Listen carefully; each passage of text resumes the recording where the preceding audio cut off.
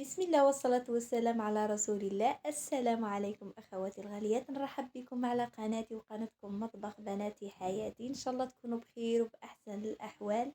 اليوم جيتكم بوصفة قراتة بنينة بزاف وسهلة التحضير، ما تطلبش منك وقت. نبداو في تحضير الوصفة نتاعنا على بركة الله.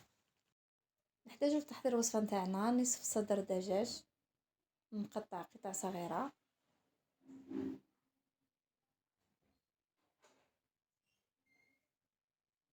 ديروها تتقلى مليح.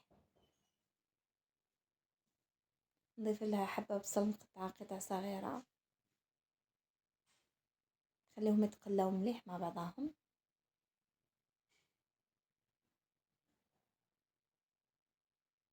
هكا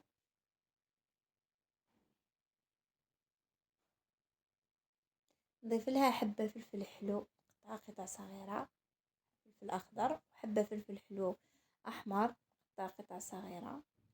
خليهم يتقلاو مع بعضهم مليح حتى يذبالو.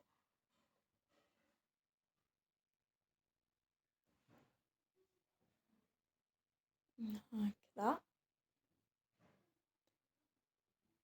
ندير لهم الملح، ملعقة صغيرة ملح، ونصف ملعقة صغيرة فلفل أسود، ونصف ملعقة صغيرة بابريكا. نخلط التوابل تاعي مع الدجاج مليح.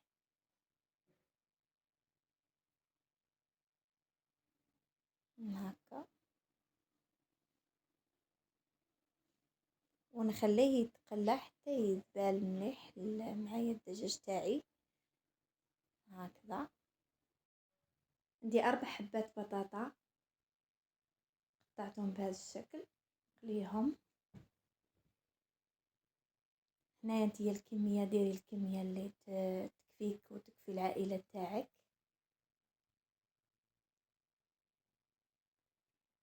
بعد ما نقلي البطاطا تاعي نجيب الدجاج تاعي نديره هو في المول تاع الفرن هو الاول.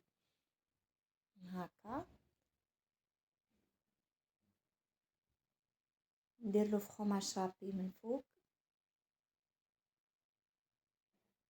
ديري اي نوع فخوماج رابي عندك، اي نوع فرماج حبيتي ديريه، ما تقيديش بنوع مثلا معين، ولا على حساب الميزانيه نتاعك وعلى حساب ذوقك ديري الفرماج اللي تحبيه. نديرو البطاطا تاعنا من فوق.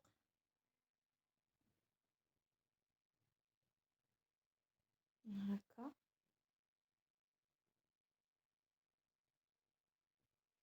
انا عندي 3 حبات بيض، طبعا على حسب حجم البيض وعلى حسب كميه الدجاج والبطاطا اللي درتيهم. نديرو البيض على حسابهم. انا هنا الكراتة تاعي درت لي 3 حبات بيض. ندير لها شويه فرماج رابي، ندير نصف كاس، هاد الكميه نصف كاس كريم فريش تقدري تستغني عليها. ندير لها ملح وفلفل اسود، ونخلط الخليط تاعي مليح. هنا الكريم فريش تقدري تعوضيها بالحليب، اذا ما عندكش تقدري ديري في بلاصتها الحليب. نخلطهم مليح ونفرغوا الخليط تاعنا، نحاول نفرغوا على كامل الكراسة تاعنا. هكا